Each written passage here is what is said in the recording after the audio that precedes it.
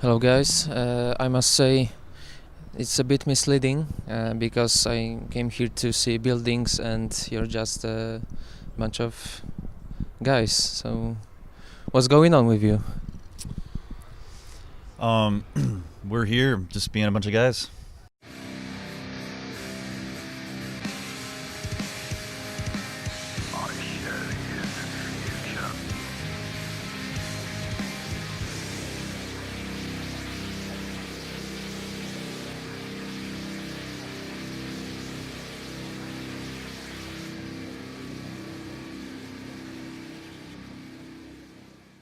Aren't you tired of that etiquettes, labels as noise rock? Because, in my opinion, you're not playing noise rock like the old noise rock bands, the monuments of that genre, and you're mixing something with it. How do you describe your style? Is it noise rock with something, or is it something completely different? I've always just said we're just a punk band because you don't think about that kind of stuff too much. You shouldn't, and we just kind of do what we want, and that's basically what that means to me, and I think all of us together. Multiple influences, and we're not just a punk band. I mean, I would classify it as punk, but we listen to so much stuff and we just draw that into the music. So I mean, one of my favorite musicians of all time is Roy Orbison, and I think he's one of the most punk dudes ever. You know, I think punk music it's musical freedom, so I don't really think that what you wear or the music you listen to is necessarily an influence on that. I think it's just total freedom. That's what punk music is to me, and I think that's what we kind of incorporating the band is just being free from all that stuff. You know, we just play what we like. It doesn't matter really what it is. It's just us feeling free in what we do.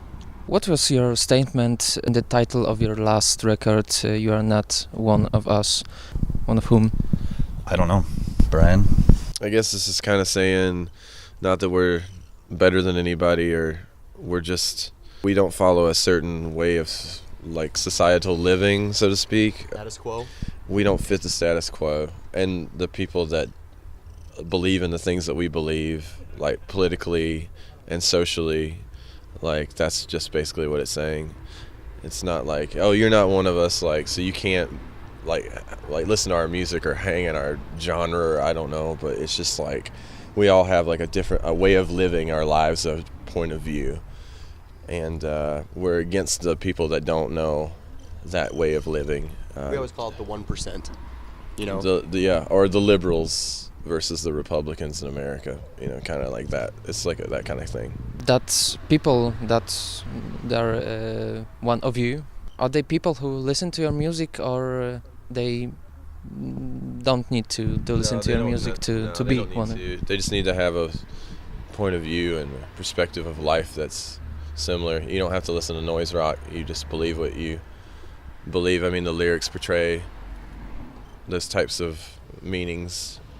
So if someone relates to that, then that's really great. I think it also harks back to the point of the golden rule in life, which is what I've always followed, is just treat people like you want to be treated. And I think a lot of people forget that. I think people have become very narcissistic and selfish, and we don't want to be a part of that at all. We tend to live our lives differently than those people. Honestly, we don't really care what other people do, to be honest. I don't think we consciously think like, oh, if someone's different, we hate them. You know, it's just, they're different. You should accept people for their different values and perspectives and just treat people with respect. That's the bottom line. That's how I live my life, and I think if more people did that, we wouldn't have as many problems in this world. Because I listen more to metal music, the title of your last records reminds me of the Nails album, You'll Never Be One of Us. Yeah.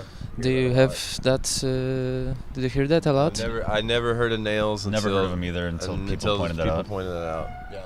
I don't really listen to metal, so I wouldn't know them from any other band. So I would say that they are definitely not one of us. yeah, So. they do a different style, and everything that they do is differently. I mean, respect for them, like being musicians and being creative, but it's not even the same type of thing. I don't even know where you can find the parallel in that, because it's a totally different meaning than what they're saying. So you think that meaning behind their title and your title is something completely different? Yeah, based on what I just told you, I would assume so. Yeah, I don't know what the meaning of the record is. It could be a similar mindset. Yeah, it seems like it could be. It sounds like it. When I am thinking about punk rock music, my mind is floating to political issues, to the social themes in music. Do you think that in that times with, of course, Trump, is it okay for musicians to speak publicly about their opinion about politicians, about the political situation? I personally think that politics and music, they are important. I think that being politically active and socially conscious is important, but I don't necessarily want a band telling me their opinions over their music. I think that they should be separate. If you are political, go out in public and do it.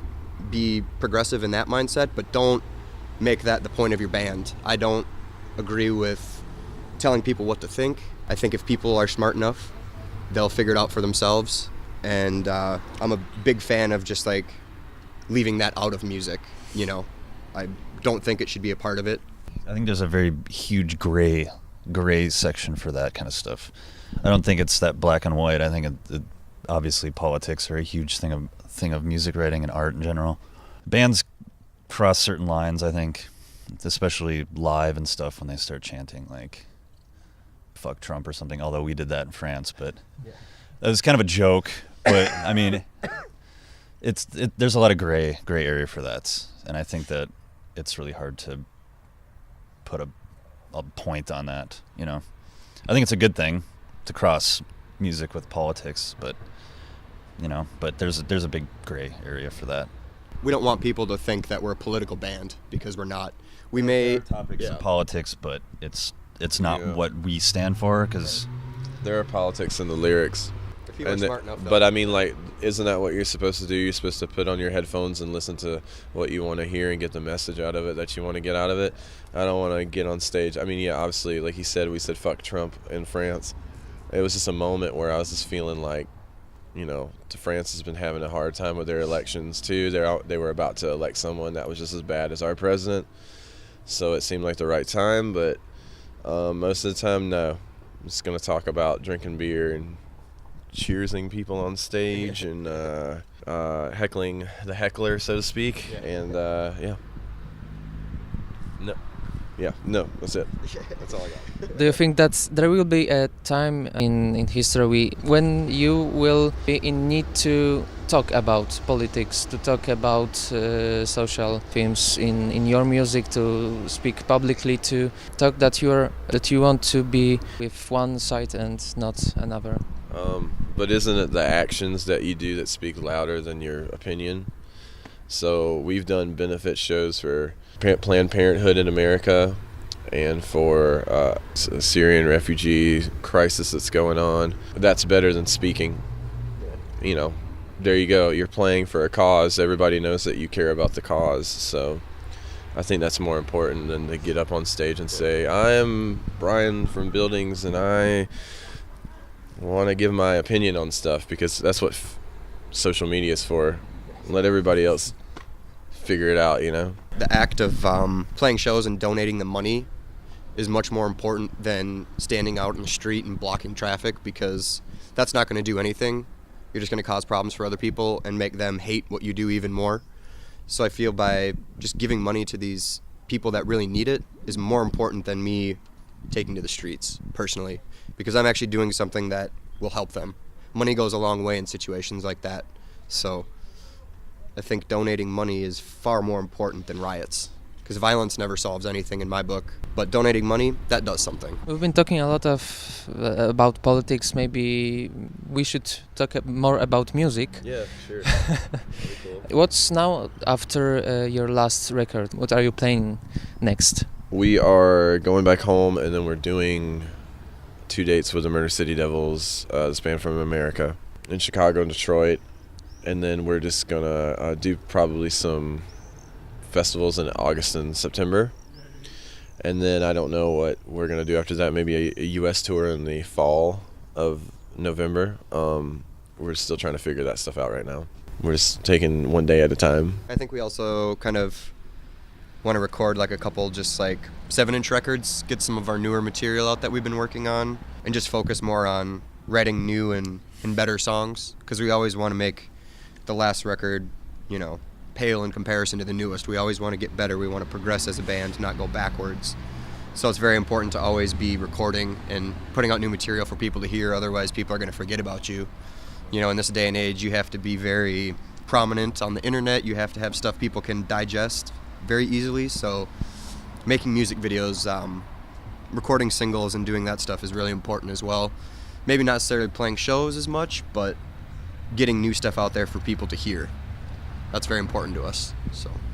And there will be a music video for a song off the new record sometime soon in the future. So You are playing now with some bands from Europe, and not only from Europe. Is there some band that stuck in your mind that is so interesting that you would recommend for your listeners to check? Well, we toured with Heads from Berlin. They're a great band. I was just introduced to this band, Cocaine Piss, from Liège, Belgium. They're pretty cool. Hollywood Fun Downstairs is a pretty good band too. Buzz Rodeo. And that's all I got. New Oxbow's good too. Okay. How your cooperation with Antena Krzyku began? I was searching the internet for us to have a label in Europe, and a friend of mine recommended Eric and said that he would give it a listen. I just Facebook messaged him. I sent him a full copy of the album, and he really liked it, and he wanted to put it out, and then we got all this, what you see now, is together, and it's very fortunate to have a European label for this record and this tour, so got to give him a lot of... He's done a great job for Gotta us. buy him a drink tonight. Yeah. So it's your first time in Europe? It's our second time in Europe. Second. Yeah. Is it this time is different from the last time? Yeah, oh yes, different. way different. We didn't know what we were doing the first time we came over here. We kind of just went to France because someone said that our record in France was doing really well, so we just got on a plane and did it. But this time this has been very organized, and the tour was as organized as we can get it. And yeah, I mean, it's been a lot of fun, and it's been a little bit of another learning experience in certain other ways. But all in all, like, I think we did it the right way this time, and this is how it should be done every time we come over here. So, and it's nice to be in Poland. It's the first time we've ever been to Poland. And how so far? Poland? We only played one show last night, and it went really well. Yeah. We got a really rad bottle of vodka for free, so you Played know. in a cave. Yeah. Can't complain. Can't complain. What things shocked you, or maybe was interesting for you as Americans in Europe? The fact that people don't stare at their phones while you're playing music. In general. Or out and about at yeah. anywhere. A bar, a restaurant, being bar, social. A restaurant. People are actually conversing and looking at each other. It's great. I don't know anything about that anymore. Essential communication in Europe is something that is really cool. Like, everyone gets up, they make breakfast, they talk to each other. Yeah, there's so much social interaction. In America, you can go to a bar and you'll have a table of 8 people, and they'll all be on their phones, and they're with each other, but they're not with each other. You know, it's just the culture of it all, like a family feeling, even with strangers. It's just, you know, yeah, what he said, you make food together, you enjoy it together, you talk. Like, we haven't watched any TV since we've been here. I think we watched some penguins in a hostel the other night for like 20 minutes, but cool, but it was just, all right, we're tired. I mean, the fact that we've, you know, it's so, in America, you work so hard to make a living, and then you have to, like, I don't know, you don't have a lot of time on your hands. It's just nice not to have, like, that opportunity to go eat fast food. I hate to say that, but, like, I mean, we have had it, but, I mean, like, I just so, you know, I've learned a lot about just a different style of doing things since I've been here. I always do that every time I come here. You just go back home and you're like, God damn it, I got to do it differently, you know? Hospitality Yeah. has been something that, and this is my first time here, so everything is new to me, and just the fact that people are going the extra mile to make you a meal and make sure you have a place to stay is so important to me, because back home when you tour, you don't get that. You're lucky to maybe get like a beer. You definitely don't have a place to stay. You're probably not going to make any money unless you have merch. So the fact that people are willing to take chances on our band from America and pay us and feed us and all that stuff and give us a place to sleep it's a beautiful thing. It's really, really cool. So I love it, man. It's great. My last question: what I need to do to be one of you? Be yourself. Just be yourself. Be honest. That's all we really care about. Like I said, golden rule, man. Treat people like you want to be treated, and things will go very good for you. Become one with the beer. Yeah, become the liquor, as we always say. I am the liquor. Yeah.